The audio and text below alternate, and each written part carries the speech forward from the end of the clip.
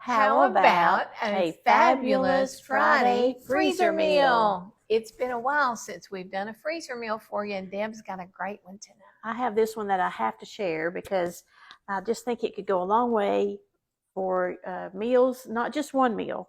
This is going to make many meals. Oh, nice. We like mini meals. This is all-purpose meatballs. It's a Pioneer Woman recipe. I love everything she does. I don't think I've had any recipe that I have not enjoyed. So let's make a fabulous Friday freezer meal. All right. These are, first thing to do for meatballs is 2 pounds of ground beef. She actually makes it much bigger. I am halving everything. You're halving everything? I'm halving Hers everything. Was 4 pounds? Hers was actually 5. Whoa. So yeah, that's a lot of meatballs. She's feeding all the farm hands. But if you're but if you're making it for a freezer, you may want to add more. So you could easily double this recipe if you want to. So Mo, we're going to add 3/4 cup of plain breadcrumbs. Okay, here they are. And 1/4 cup of milk. I always thought this was weird, but she does this every time, puts milk into her ground beef recipes. Then we have 1/4 cup of heavy cream. We got heavy cream here. I think this helps with the moisture in your ground meats, ground stuff. So that's what we're doing with that. Can you open that? I will try. Sometimes these lids, they're so small. They don't give you wiggle room. They don't at all. And for people like me who don't, it's can you get that? Yeah, I think I can get that. Then you're going to add a tablespoon of, this is dried parsley. If you have fresh, you would want to put more. You could put more fresh in it if you wanted to. So there's parsley. And then we've got, I have spicy mustard. And it's 1 tablespoon of spicy mustard. I'm just going to eyeball the mustard. Okay, that looks like about a tablespoon. Then we've got salt and pepper. And a little pepper. And then we have 2 eggs. You want to break? Sure. You want to splat the eggs? I'll splat them. And we have some red pepper flakes. 1/4 teaspoon of red pepper flakes. Just going to add a little. Is that like the crushed red pepper? Yes, crushed red pepper. So then I'm going to use gloves and I'm going to mix this up really good. So let me put on these cute little pink gloves. Now we're going to show you 2 ways to make these. We've got the oven warming up and it is heating up to 400 degrees. We're going to put some of them in the oven and then we're going to cook some of them, on the stove top. Now if I've got 2 pounds of ground beef in here, if you feel like the liquid is, I'm still mixing, it might be fine, but if you end up having a little too much liquid, add a few more breadcrumbs to take up some of the liquid. I think we're going to be fine once I get things mixed in. Acquainted with one another. Yeah, Mimi. Miss Mimi. And also the Pioneer Woman says that once you roll these out, we're going to make them about a tablespoon each meatball, and you might want to put them into the freezer for a few minutes, like 10 minutes, just to get them easier to handle. Sense. Yeah.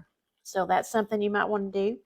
And then things that you might want to make with these meatballs. We're going to put them in. What are you going to do with them? Well, first we're going to put them in bags, probably 10. Depends on your size of family, how many you want in a bag. And then we're going to, when you're ready to use them, you'll take out a bag and you can make spaghetti and meatballs. Now, do you cook them before you put them in the freezer? Right. That's what we're saying. We're going to put some of them in the oven to cook and some of them in the stove top to cook. So we're going to show you that. Oh, and you're making something with them tomorrow night, are you not? I am. So that's another thing you can make them. So like I said, you could What's it going to be? You could make spaghetti and meatballs if you want to, or you can make some, this was sweet and sour meatballs I'm going to make tomorrow. Okay. You could make meatball subs. You could make Swedish meatballs.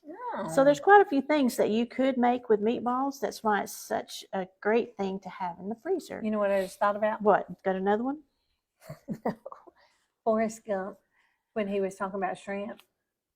What'd he say? Boiled shrimp, fried fried shrimp. So we got meatballs. Swedish meatballs. We Yes. got baked meatballs. Another thing that she did was Spaghetti and meatballs. she made barbecue meatballs. So Ooh, that's another thing yeah. you could do. And she said what she did was took about a tablespoon, and hers are going to be kind of small, and she rolled it in her hands a little bit and just put it out on a pan. So we're going to go through here and make a bunch of meatballs, and we're going to get them started cooking, and then we'll come back and show you what we've got. So we'll be back in a few. Okay, our meatballs are out of the oven and off of the stovetop. We've cooked them all. You can see them here. These were in the oven and all these were on the stovetop. You can cook them either way. Let me show them close. So the ones in the oven are not as browned as the But ones they're still fine because we're going to use them by putting sauces on them and doing different things with them. So we can make, like we said earlier, spaghetti and meatballs. We sampled one. Okay. And I said, it doesn't have a whole lot of flavor. And what did you say? You're going to sauce it up. Yes. The flavor comes from whatever sauce you got. So you could do spaghetti meatballs, barbecue sauce, barbecue sauce. You know those sweet and sour sauce. All them sauces. You know those meatballs that you have at Christmas time with the jelly and barbecue sauce? You could do that with these. So there's a lot of things you can do. But anyway, what's next step? Next step is to put them into a bag. The ones on this side are cool, so I'm going to use my hand and just I'm going to put 10 in a bag. You put as many as you think you'll need. So could you use a smaller freezer bag? You could. Like a quart size? I didn't have one. Oh, okay. So yes, a quart size would be fine. Okay. And you're just going to write on them that they're meatballs and what day you're putting them in the freezer. And then you're going to seal your bag up with as little air as possible. And you can write on it for me. I have a Sharpie and I know how to use it. And then you'll take another freezer bag and put as many as you want into your freezer bag. Balls. 5, 7, 24. Okay, I don't even know what the day is. It's because you don't work a job. I don't work a job where I sit at a desk and type the date over and over. You have to know what day it is. I used to, but I don't do that now. You know, now that Tink is retired, he's losing track of the days. That's all what notices. So there's 10 in this one. That's how many I think I'm going to do in that one. So I'll just continue filling up my freezer bags, and I'll put them in the freezer, and then you can leave them in there. I don't like to leave things more than 3 months in the freezer. But you can just figure out all kinds of different things that you can make with your meatballs.